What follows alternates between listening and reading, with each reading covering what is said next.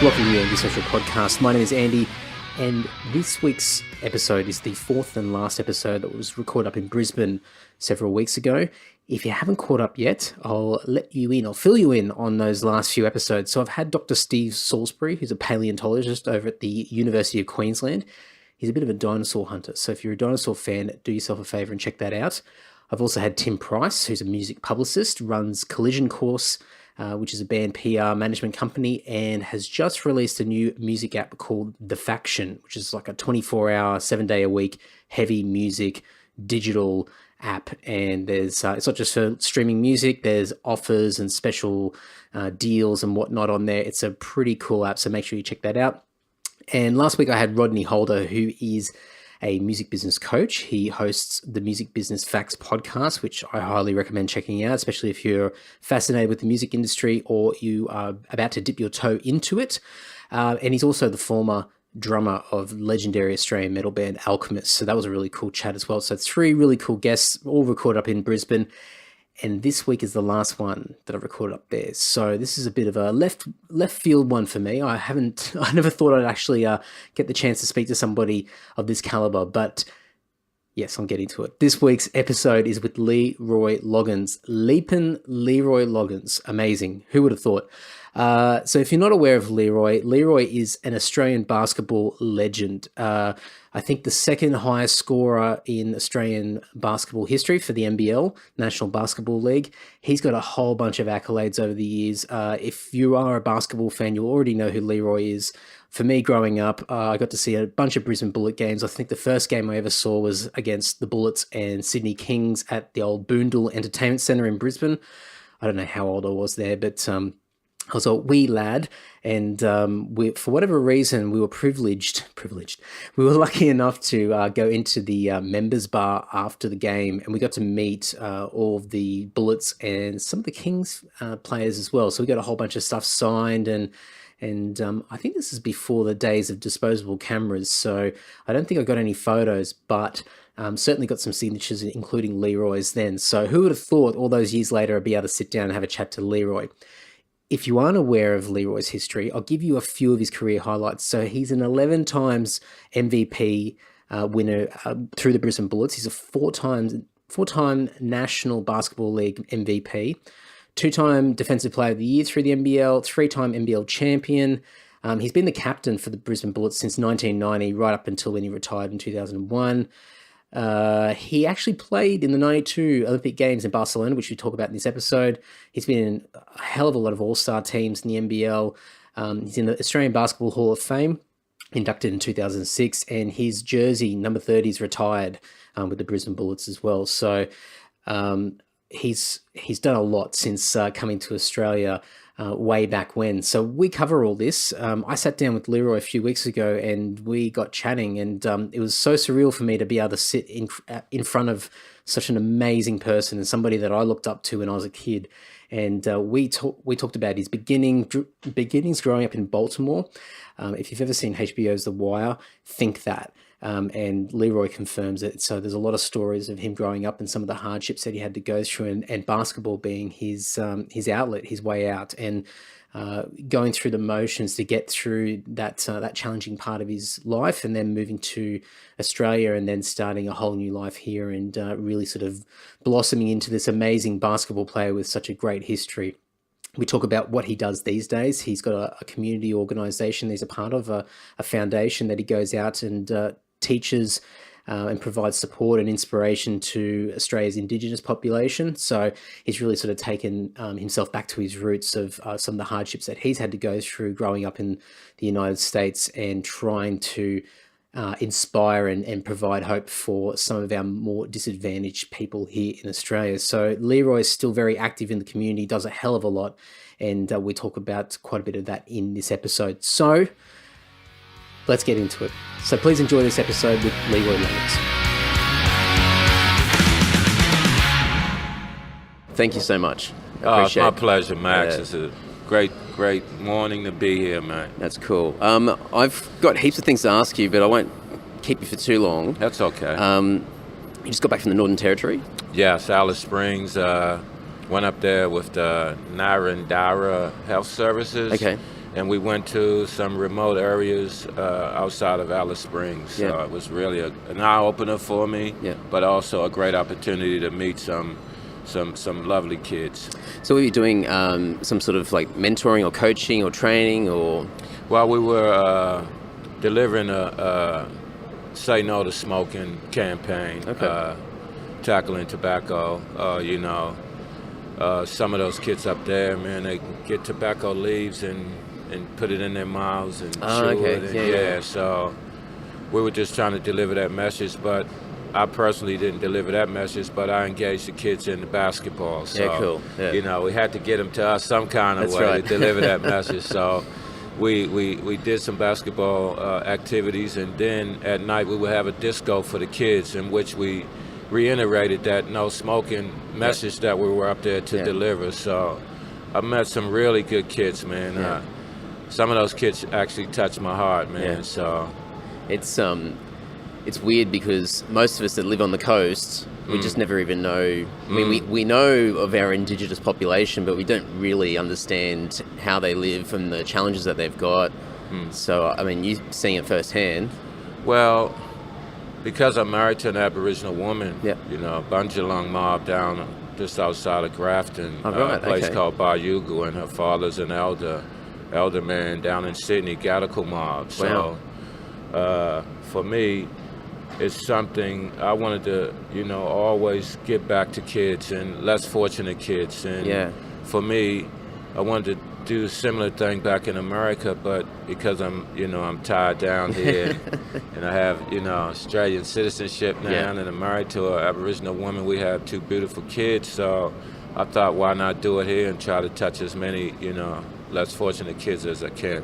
You mentioned before that you've been married for 29 years. Yes. So have you been sort of involved in this aspect for around that time, or has it been more so since you left playing basketball that you sort of dive into it more? I was kind of doing it when I was still playing. I would volunteer my time to certain charities and causes, but I just focused a little bit more when I stopped playing basketball. It gave me more time to be able to sit down and focus and structure a program to give something back to the kids. And that's through the foundation that you created? Well, my Leroy Loggins community organization. Yes. I guess when you sit around and you're unemployed, you find something to do, I sat in the house for almost 2 years just going through depression.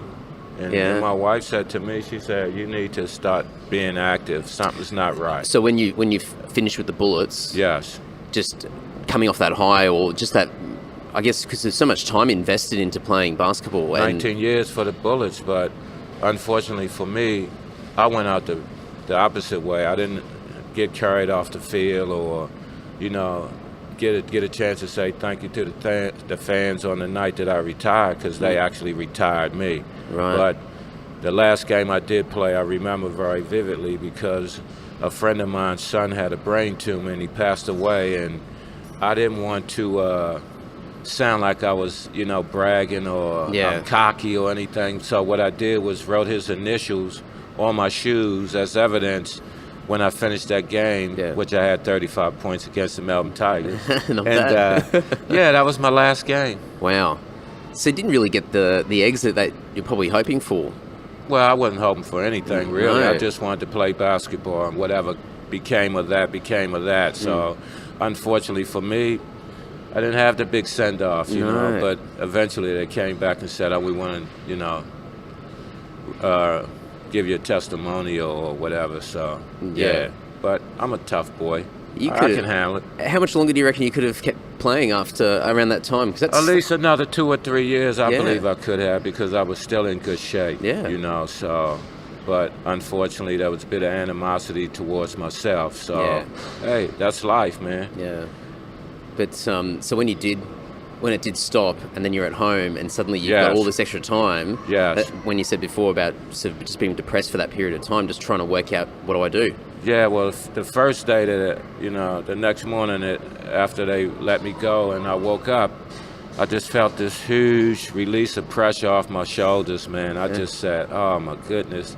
It just feels so good not to have to go through that thought process and that training process to be prepared to go to war the next day. So not doing that, it kind of gave me an opportunity to really sit back and reflect on my career and where I wanted to go next. So what I did was looked around and I started volunteering with a local church to go into schools and feed kids before school. So that's basically what gave me that confidence to even go into that field of work. Yeah, wow. So and then it just sort of took off from there. Boom from there. I've been fortunate enough to be a service provider for the federal government for the past 14 years. Okay. Yes. Yeah, okay. So they keep you busy. It keeps me busy, and it also keeps me focused. It keeps me young. Yeah. It keeps me energized, and it keeps my brain ticking over because I go into school and I work with these kids. I have to deliver them a message to empower them and build self-esteem and confidence so they can do something with their lives. I grew up in a similar environment that a lot of these kids grow up in, so I got the first-hand experience, Yeah, absolutely. Well, I mean, for me, I grew up here in Brisbane, and I had a pretty cushioning life. I was pretty lucky, but I read a bit of background from you. I think you're born in New Jersey. I was born in New Jersey, and from all reports, I think my mom and them said we hopped a train and got on the train with us and moved down to Baltimore to my grandmother's house. Right.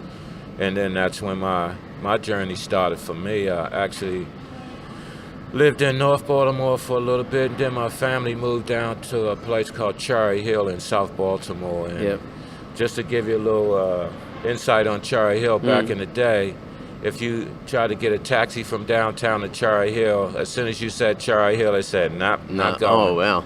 Yeah. Far out. So, I mean, from what I've read online, it seemed to be a pretty rough place, and you just alluded to that. What was it like growing up in that area? It was fun. Yeah. But also it was dangerous. Yeah. Because I've had many incidents where I've seen things happen to people. I've seen people shot, stabbed, robbed, you name it, man. I grew up in a household of domestic violence. It's just a place that you wish you could wave a magic wand and everything could be okay, but unfortunately, there's a system in place that doesn't allow people, especially Afro-American people, to survive, really. I mean, it's a real hard slug. It's, I can't even begin to imagine what it'd be like. Well, it's tough, man. Just one incident off the bat. A few years ago, I went home. Me and a friend of mine, we go to a store. And on the way to the store, it's nighttime. There's a guy on the ground. He'd been stabbed like maybe 10, 11 times. Right. Wow. And he's bleeding and his blood gushing out of his leg. And he's going, help me, help me. Everyone's walking by. So me, the good Samaritan that I am, I take my scarf off. It was winter, and I tied it around his leg and try to make a tourniquet. And then the big bird in the sky is flying around, and next thing the police is coming, and I'm there, me and my friend, he would always carry a gun. Yeah. So this guy that's on the ground, his sister's screaming, "Who did this to my brother?" And I'm going, "Oh no, here we go." No. My friend would, he shoots you just as good as he's looking at you. Only if you went at him. Yeah, of course. So I'm in this situation. I got blood all over me. I left the scarf. I said, let's go. I catch the plane back to Australia the next day, and I see on the news this guy passed away. Really? So that's just one incident. We've had another incident where a guy was stabbed a lot, fell through our kitchen window and fell on the ground and died. Some guy was in my mom's bedroom, tried to rape my mom one night. We ran outside with our baseball bats. He jumped out the window. We couldn't catch him. So, I've seen a lot of negative things, man. I have 3 sisters and 1 brother. I'm the middle child. I'm the golden child. I'm the one that's never going to be anything, And my youngest sister was stuck up twice. My sister under me, who was a high school All-American, was stuck up twice. My brother was stuck up twice, and he got stabbed up the second time. He survived. So, it's not a pretty place. I think at the moment, Baltimore is tied or going to surpass the homicide rate in the city, which is just out of control. I think it's up to almost 200 now, and we're only halfway through the year. Yeah, wow. I think there's a TV series, The Wire. The Wire. And I think that's based in Baltimore. Yes, it is. I mean, have you seen it? Yeah, I've seen it. I love watching it because it takes me home. So it's pretty realistic as far as some of the stuff. It's pretty realistic, man. Yeah. No one didn't just sit down and go, I'm going to dream up a story of Baltimore, you know. That stuff really goes on. Wow, yeah. My wife will be impressed with that 'cause she loves The Wire. Yeah, but, The Wire, I'm great, it's on TV. Yeah. But the real Wire is when you got to live there and see all the stuff that goes on, man. It's just crazy. And like I was mentioning to you before, I started asking questions when I was 11 years old. Yeah. Why am I here? I got to get out of here some kind of way. And I think because I started asking questions, that gave me an ambition and a dream to get out of there. Open your mind up a bit. Open my mind, but it wasn't easy. Yeah. It wasn't easy. So was it basketball that gave you those opportunities initially to sort of start playing through high school and progressing from there? Well, not so much high school because I couldn't make my high school basketball team. Wow. And when I did in year 12, I played 2 games and quit because I didn't like the coach. It's kind of a funny story because when I played in the summer league and in my community, I was one of our best players from Cherry Hill. Okay. Yeah. But all of my teammates decided to go to Southern High School, which is maybe 15 minutes from where we live. Yeah. My brother and sister went to Forest Park, which was 45 minutes from where we lived. Right. I didn't know any better.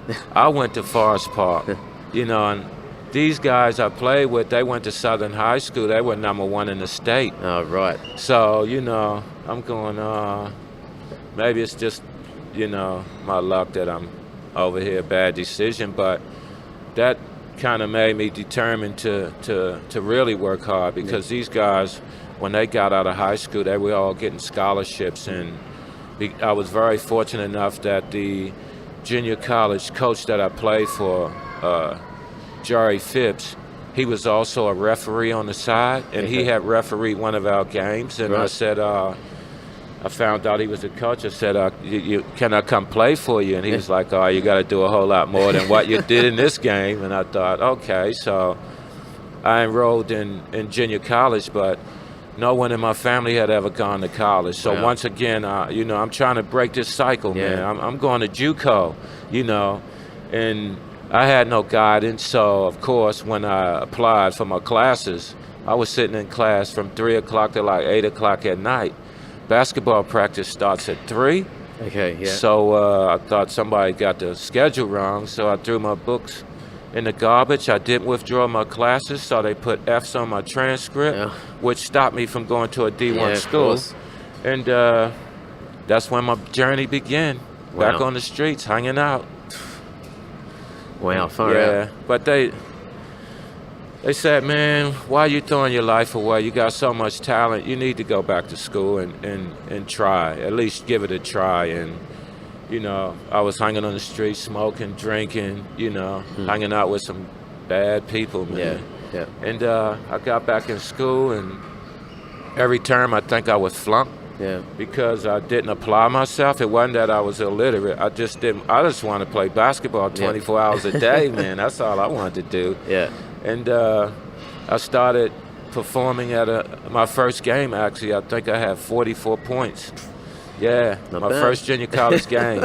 So I was on my way, but like I said, because I didn't apply myself, I would flunk out the term. But thank goodness they believed in me and they kept giving me a second chance. Yeah, I mean, obviously, experiencing it like that, as you said before, it probably makes you more determined to work harder than. And if you made that decision, you went to that other school. Yes. You might not have worked as hard because you're with other people that are probably excelling. That's right. Yeah. I think I would have worked hard, and but it's just the way You just don't know. the way the cards were dealt to me. So That's right. I'm not going to throw my hand in. I'm going to keep going. Yeah. And not only that, my sister was playing high school basketball at that time, and she was averaging 38 points and like 9 rebounds or something like that, and like 8 assists. She was like one of the top high school players in America. Wow. yes. But unfortunately for her, she ended up a heroin addict. So, right. Yeah. Wow. Yeah. So, you know, we all have our roads that we go down and our choices that we make. And, you know, thank goodness for me, I was able to escape that community and escape America as well and get to a place like Australia, man. Well, just before you got to Australia, and correct me if I'm wrong as far as timelines, because there's lots that happens in between, but you did get drafted through the NBA. Well, how did that all well, come what about? happened for me, because I was playing junior college basketball, I played a half a season and made first team all JUCO. So back in that day, a lot of Division I schools were taking the guys for 2 years. Yeah, and well. I remember Dean Smith used to write to me like once a month or every 2 weeks, and you know, I was very, very fortunate enough that I had this coaching staff from Fairmont, West Virginia, a small little NAIA school in West Virginia, to offer me a full-ride scholarship to go there. I had scholarships all across America. Really? But because I threw my books in the garbage that one time and didn't withdraw my classes, that was a big hit for me. But there was another guy by the name of Joe Riley, a white guy that was in the same district that I played, and he was also an All-American JUCO player. Yeah, wow. So it was more like Larry Bird, Magic Johnson, you know. I said, and the school had just built a new gymnasium, so no one had ever played in there. So my focus was, this would give me an opportunity to set some records in this school and do some things that never have been done. So we both agreed to go there. And as soon as I agreed to leave Baltimore and do something with my life, I call it, you know, growing up from a boy to a man. And I started putting time in work and studying and you know, getting up and eating and training hard and doing all the right things. And bam, I get a letter in the mail. Mr. Leroy Loggins, there's an opportunity to go to Australia if you would like it. And Wow. I said, well, I know a lot of people in my community, especially basketball players, that are still there and talk about how good they were, but really made nothing of themselves. So my first year in Fairmont, I got a chance to come to Australia. And I loved it. I didn't know Australia existed, man. And the only thing I knew about Australia, and I found this out when I got here, was Olivia Newton-John was Australian. I thought she was American. And, you know, I'm a young man, you know, I had a little crush on her, I ain't gonna lie. You know, I had a little crush going, but I was just hoping maybe one day, because when I came here, I lived on the Gold Coast for 2 months. I thought maybe, just maybe, I'm kicking the sand down there one day and I might just bump into her. But that never happened. Have you ever met her? No. I'd probably faint if I ever met her. I'd probably turn blue in the face, but you wouldn't know it. How funny. So, I mean, coming to Australia and then thinking about you growing up in Baltimore and not really even knowing Australia existed. What was the first impressions when you got here? Oh, I love this place, man, because we flew into Sydney and stayed in, which was then the Wentworth Hotel. Okay, yeah. Which, you know, was basically the first time I ever had a room to myself. Well. So, of course, I had a little party going on there, you know. And I had flown like 10,000 miles, and I borrowed my dad's jacket because I didn't have a suit. I borrowed someone's suitcase, and my Aunt Rosie loaned me $20. So I get on this plane, and we flying for a long time, and it's getting really hot. I'm peeling off, and I'm thinking, shoot, where the hell am I going? You know, I hope I'm not going to that place, you know, hell. I hope I'm not going to hell. I know I've been a naughty boy. So anyway, I flew like 36 miles, 36 hours, and I finally get to this hotel, and I'm starving, man, and ring up the concierge, and they say, oh, you can go down on the 5th floor somewhere, and there's a beautiful, he didn't say beautiful, he said you can get something to eat. Yeah. So I get on, I put my shorts on, my cut-off denim shorts, and I got my hat on backwards, and ding, I get on the elevator, the elevator doors open when we get to the floor, and all these people are dressed very nicely. I'm so embarrassed. I hurry up and shut the elevator door, get back up to my room, and I had to do some math. You know, I got $20 and I'm here for 2 months. How I'm gonna make this last? So I ordered a hot chocolate and a croissant, and I still had $10 left. But I'm in this room, man. I've never been anywhere like out of the country before. All of a sudden I hear this, and I go, okay. I already got everything chained up in the room, you know, and I'm like, maybe they might try to, bust my room in and rob me or something. This is my mentality coming from where I come from. Yeah. You know, in the hood, man, they got like 50 locks on the door, man, you know. And I'm like, okay, so I'm bracing myself up against the door, and, it's like room service, and I opened the door, but I still had the chain on in case. Just in case. Yeah, you're not room service.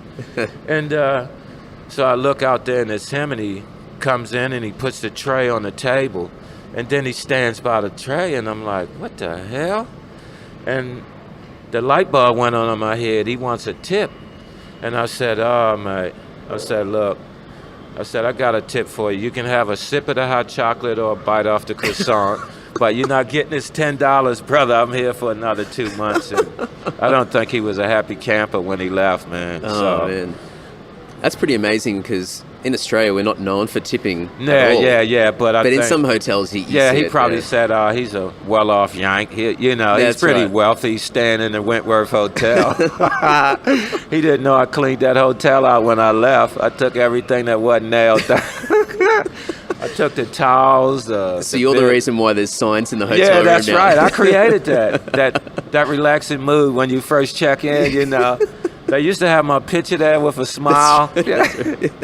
So, I came over here and I played in the Australian basketball league that was temporary. We had 12 guys that that were elected from Australia, from America, from the small schools, the NAIA schools, and we all met in LA. I'd never met these guys before in my life, and we get to Sydney, and then we come to Brisbane, where we were based for 2 months. So there's like 6 teams, and we go 2 each. So the talk of the whole time we're here is, who's gonna get to the Gold Coast for 2 months, And luckily for me, I read my horoscope, and it said something good's gonna happen today. And the first name out of the hat to go to the Gold Coast, Leroy Loggins. I was like, yes, it may have been rigged, it may have not been rigged, because these people had an opportunity to watch us practice. Right, okay. For about 2 weeks, and before they made there's a bit of wheeling and dealing behind the scenes, maybe. Yeah, so I go down the Gold Coast, man, and I'm like, geez, this is a life. You got girls topless sunbaking. I can see the water, the bottom of the ocean. Yeah. The weather is, it's beautiful every day, and that was my lifestyle. We trained once a week, and I partied the other 6, but anyway, had to stay in shape. Who was part of that first group that came out to Australia? We had a guy by the name of Tim Glass, Mike Epps, Ronnie and Donnie Kramer. They were 7 feet, identical twins. Lindsey Houston, Dave Nelson, who also ended up playing in the NBL, and that's the ones that I can remember. And you're the one that stuck around the longest. Yeah, because I'm probably the one that was in the worst situation. You knew what was up for grabs. I knew as soon as I landed here, I wanted to stay, man. And that was my choice, because also, see, I did some 101 psychology on myself. I said, Baltimore begins with a B, Brisbane begins with a B. Maryland is known for seafood, Queensland's known for seafood. Yeah. The NBA has a team called the Washington Bullets. I play for the Brisbane Bullets. So, these are all the things that I put in my head, because I was away from my family. And I miss my family, my mom and my dad and them. So I work really hard just to make them proud, to be a proud parents of their son, and that's what was my driving force. That would have been hard to begin with, just being in like this completely foreign land, so far away from home and everything that you know. I mean, you must have been so homesick to begin with when you first... Well, not really, because I kind of was setting myself up for this because I left Baltimore and moved to West Virginia, so I had already left home. Moved, yeah. But I could always go back, and I gotta admit one thing: some weeks when I went home, I stayed a little bit longer than I should have, and they'd be calling up looking for me. Oh, right, yeah. Yeah, so it took me a while, but I learned and I grew up, and I started making good decisions, and had a great career, and I ended up getting drafted by the Detroit Pistons. And was that while you were here? No, that's when I went back and finished school, and yeah. then I got drafted. Yeah. And I went to, it was a 4-day rookie camp, and I got cut on the 5th day. Right. And I thought, how does that work? Yeah. So I was a little bit disillusioned about the NBA, and I thought, since I had been here, and I learned a valuable lesson. My coach told me, he said, sometimes it's good to be a big fish in a small pond instead of being a small pond in a big fish, which means if I'd have made the NBA, how long would I have lasted? That's it. Yeah. And for me, I just wanted to have a career in basketball, but also I had the mindset that I would love to have a family. That's more rewarding to me than any of these accolades or anything, so that was my focus and my attitude. And I remember I also got a USA Olympic tryout that year. Oh, yeah. Yes, but unfortunately I didn't have the self-esteem and confidence to go through with it, so I tore the invitation up and threw it in the garbage. Yeah. Looking back, do you sort of hate the fact that you made that decision at the time? No, or you not just, at all. You get it. You not get why all. you did it. Not at all. And I'll tell you why. Yeah. Because no one went to the Olympics from America because they boycotted Russia in 1980. Moscow, Yeah, so ching, no one goes. I don't go, no one goes. That's just the way it rolls. It's just the way it is, yeah. But, my life has basically been a boomerang. I try to throw it away, but it keeps coming back to me. And it came back to me in 92 at the Barcelona Olympics with the Boomers. Yeah. So, and that's just the way life rolls, man. I was also in a relationship in America and almost lost my life. Right. So I left that place and I come here and I meet my wife. I scored 47, I believe, at the it used to be the Kmart Classic that was in Sydney at Homebush. Yeah. And I played a game before the Kings play. So everyone's coming to represent the Kings, and a good friend of mine, Vince Kelly, comes to me and says, hey, Lee, man, check this honey out in row 7. I went, my eyes popped out of my head. And I went, man, I got to meet this chick, man. So she was actually talking to some friends that I knew. Yeah. And I went over there and I, had to pull my El Suave card out. Yeah, what was the pickup line? The pickup line was, do you have a boyfriend? And she said, no. And I said, do you have a number? She said, yes. And I said, do you want to go out to lunch tomorrow? And she said, yes, but there's one problem. I'm a vegetarian.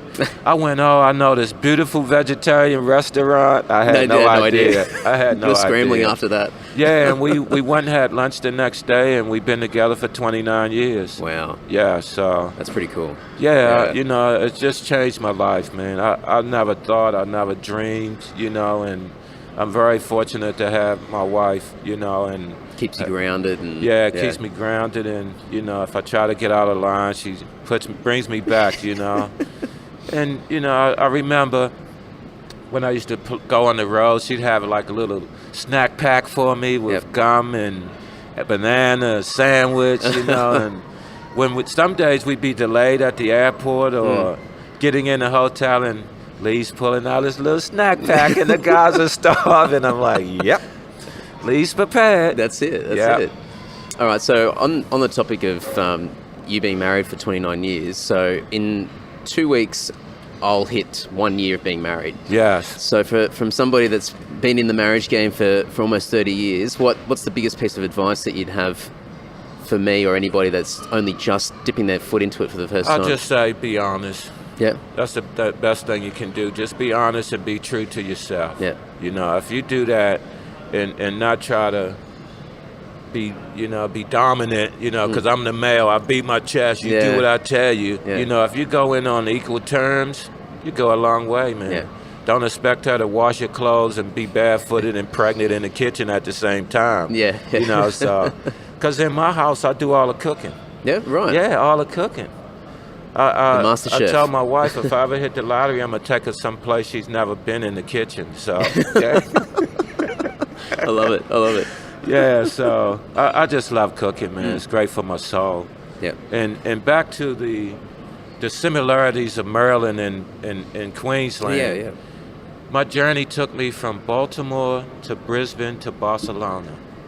Oh, there you go. The three Bs. Yeah. So what was it like playing in Barcelona for that whole Olympics period? it was great, but I think I should have played more. Yeah. You know, we went overseas to get climatized probably a few months before, and we didn't have Andrew Gage and Luke Longley, and I was performing very well. You know, we played in some big tournaments over there, and I made all tournament teams. I was MVP of a big tournament in Holland, where teams from all around the world come and play. So I was getting some really good experience, but at the Olympics, I thought I didn't get much time. Yeah. You know, but then they offered me to come back in '96.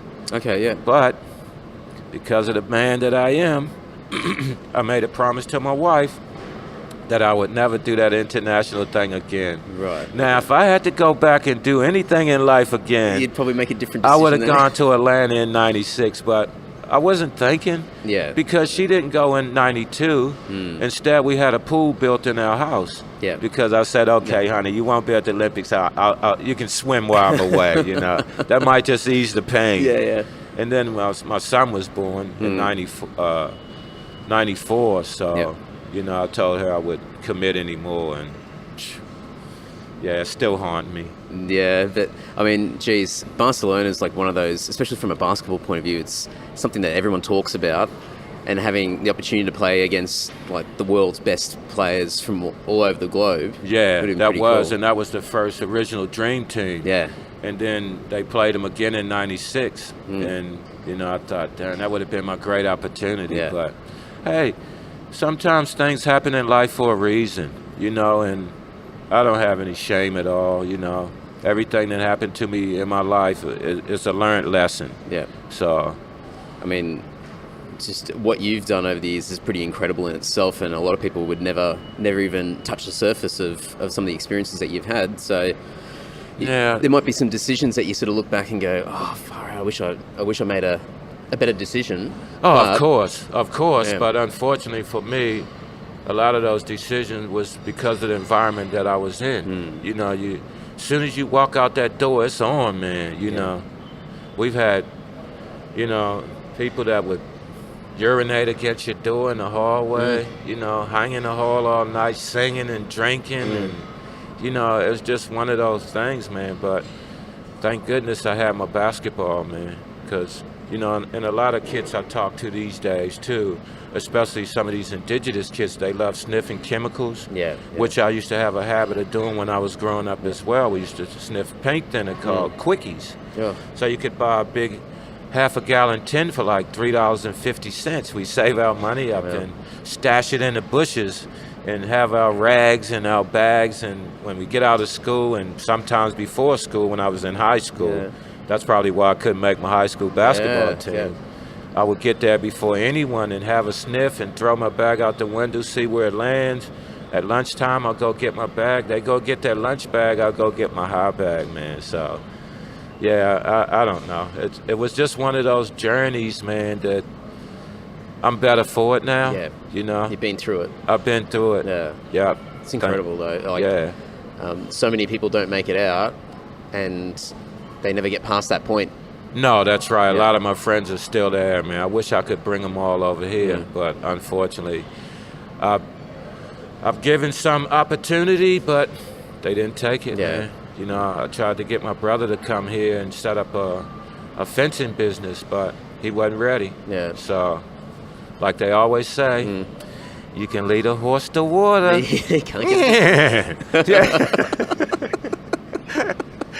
Sorry, I get a little bit silly, man. But I think it's I mean, it probably gives you peace of mind knowing that you're able to at least give them the opportunity, and then it's up to them. Yeah, that's right. Yeah. That's right. Yeah. And, you know, they didn't take it, but now I give young people vision and hope and some tools that maybe they can do something great with their life. Yeah. You know, I had one of my students become a lawyer.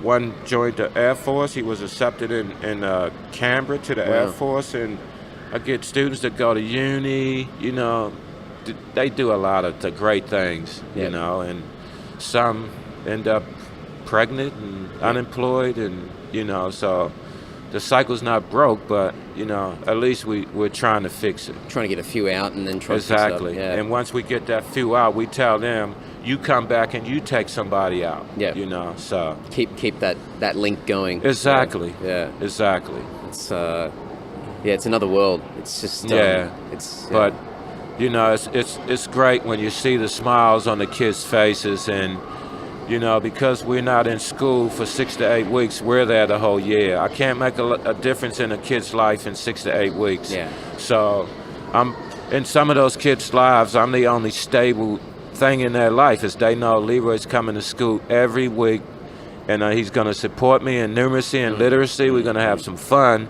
and if I'm lucky, he may just teach me something about basketball. Yeah. But it's simple, isn't it? But it's someone just always being there. Yeah, I think once they hard. know that you care. Yeah. You know, I was told once that all you need is one person to believe in you. Yeah. And for me, it was my aunt, Lorena. You know, we'd be sitting around and we'd be talking about, oh, that boy's going to be something when he grows up. He's going to be a professional basketball player. And none of y'all going to come. You're going to be in the nosebleed section. I'll be up the front. And, you know, that was the one person that was really giving me the push, you know, because my mom and them were like, the only way this kid's going to get from primary school to high school is the school's going to burn down and they're going to lose all his records, and so they're going to have to pass him. Yeah, wow. Yeah, so I didn't have much, what can I say? They didn't have a lot of confidence in me when I was growing up. Yeah. Yeah, but at least you had that one person. Yeah, I had that one person. Yeah. That's right. And that was enough just to keep you. That was enough to keep me going, because lo and behold, when I was a kid, I always wanted to be a comedian. Really? You know, I really wanted to be a comedian because we had shows like the Carol Burnett Show. Oh, yeah. Red Skeleton. Yes, yeah. You know, and I used to do skits for my family. Yeah. I used to do these little stupid skits, man. And wow. Yeah, I really wanted to be a comedian. You could still be a comedian now. I try. I have my little giggles, and, you know, my wife doesn't really like it when I go to parties and start telling jokes. You're not going to start telling jokes again tonight, are you? Your jokes, and I'm like, well, they start first, and, you know. And have your jokes got worse over the years since becoming a parent as well? You know, the dad jokes? No, because the jokes that I use are oldies but goodies. Okay, the classics. I was down the Gold Coast once, and I saw this joke book, and it was like half price or something. Oh, yeah. I thought, should I get it? Nah. So it was the last book, and I put it back. So, and then I happened to be down there at the same place again. It was still there. Oh, that was I a said, sign. I gotta get You it. gotta get it. I do a bit of research before I go out there, and I tell my jokes. That's your go-to. That's my go-to That's your joke. secret weapon. Yeah, it's right beside my bed. You know, I'm like, okay, where am I going today? This is appropriate. This is appropriate. Inappropriate? No. No. Yeah. There's a time and a place for everything. Yeah, that's right. That's right. That's right. So what's the next few months hold for you? As far as, have you got more community work that you got? No, I'll just focus on my community organization. I'll just put my head back down and get back into the schools. We got a conference coming up, a Wellbeing Knowledge Indigenous Conference, where they have a lot of the community elders from all over Brisbane, and they bring elders in from all over the world. People come and talk about, you know, their experiences, you know, through being native, and it's a huge conference, man. It inspires me when I go there and hear some of the stories and some of the experiences that these people have had through their lives, and I just walk away so empowered, man. Yeah. You know. That's cool. So that's my next thing on my list. I'm not sure after that. I can't even think that far, man. I was going to say, like, you've literally just got off a plane yesterday, Yes. and you're going to be scooting off down the coast Yes. as well shortly. Yeah. So, R.I.P. to Sir Reginald Yeah. Biddings. Scored that 63 in 40 minutes, and I think he fouled out with like 5 minutes still on the clock. So him and Al Green used to debate all the time because Al scored 71 in 4 quarters in 48 minutes. So them two would always debate on whose feet was the best. Yeah, that's right. You know, yeah. So I'm gonna rub it in Al when I'm gonna deliver a eulogy tomorrow. What's today? Sunday. Yeah. Sorry, I lose track. No, of days, same. time, I had to think about that. And I'm gonna rub it into Al for Reg. Just get that last jab. Yeah, get that in. last jab in. Yes. Before we wrap it up, because I'm conscious of the time, what's the one thing, and I know you've been living in Australia for decades now, but what's the one thing that you still don't understand when it comes to Australian culture? Is there something that just puzzles you still? You don't understand why Australians do something or they like something in particular? I can't understand for the life of me why they have, and it's not all Australians, but why they have this negative attitude toward the indigenous people here. And it's their land. Yeah. It's their land, but it's the same all over the world. It's the same in America. Yeah. You know, and unfortunately we have people like that in this world, but I think maybe if they could get a better understanding of the Aboriginal and Torres Strait Islander people, they would have a different perception of these people. But unfortunately, we have racist people all over the world. Yeah, that's it. Yeah, absolutely. Yeah. And I think it's another thing where we were saying before, most of the population lives on the coast. Yes. And everyone's got pretty good living standards. Yes. And no one really ventures inland, or no one goes into rural areas where this is where most of the indigenous population is. Yes. And the only thing that we're exposed to is the indigenous population that do live in the city areas who probably are disadvantaged. Yes. And so that's the view that they have of these people, but they don't understand the culture, they don't understand the background. Right. And they don't understand these people have been hurt. Yeah, you know, absolutely. They're hurting. That's what's the problem. They're hurting, and they had to adapt from living out off the land to, like, you know, going into Coles or Woolies or IGA, and well, at least up the remote areas, they sell kangaroo tail in the stores, Right. So, have you had that? Have you tried I'm working on it. I'm working on it. Yeah. I would try it if I had an opportunity. Yeah.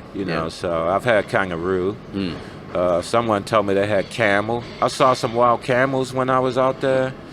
Yeah. So I was loving it, man. I was looking for, like, the kangaroos or emus, which I have seen in the wild before. So for me, it makes me appreciate life a little bit more. It recharges my batteries. It makes me love my family even more because I haven't seen them for a week. It makes me go into schools and work harder because I know what these kids are capable of.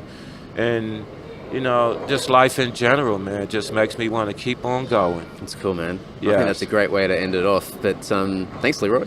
Thank you, Max. I appreciate it. And, hello to anybody that's out there listening. I'm still kicking. That's it. Oh, thanks, man. Appreciate it. Thank you.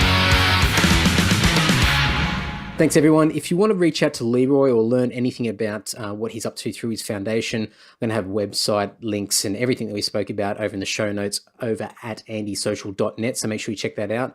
I must say, putting everything together for this episode, I was really bummed out with the lack of video footage that's on the internet. So the NBL these days is doing great things, and the league is it's stronger than it has been in a long time. And I must say that growing up in the 90s and seeing the NBL, and especially when the NBA had such a massive influence in Australia, the NBL was really in its golden era. Probably the late 80s into the mid 90s was really sort of a really strong period for the NBL. And there is hardly anything online. So I don't know what the hell's happened with licensing and whatnot with old footage, but there's virtually nothing online, and it's a real shame. So if anybody listening is associated with the NBL, I don't know what's going on, guys, but you need to pull your finger out or try and throw some money on the table and get that footage, because it needs to go up online. People need to relive it, that nostalgic period which brought so many people together in the 90s.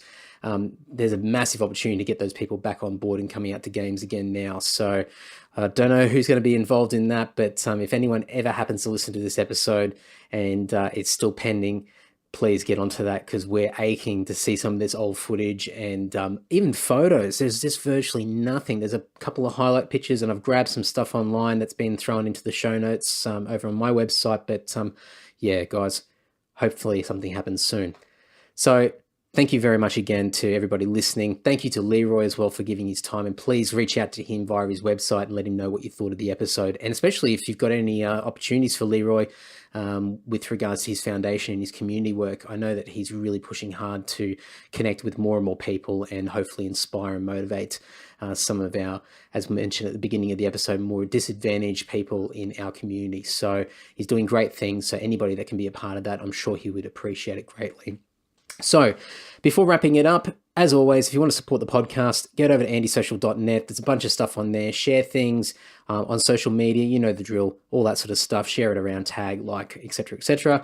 There's an Amazon portal link over on my website. So if you do shop on Amazon regularly, do yourself a favor, or do me a favor, actually. It's not you really, but click on that link, go through that portal link, shop as per normal, but then I get a little bit of a commission based off whatever you decide to purchase on there. I don't see what you purchase, just heads up, and I don't know who's actually using it. I just see the dollars coming through. So anyone that decides to do that, thank you very much. And it does help cover some of the little costs that are incurred with this podcast. Also, I have a PayPal button. So if you ever feel compelled to do something and help me out and get a little warm and fuzzy feeling, throw me 50 cents, throw me $1, whatever you want.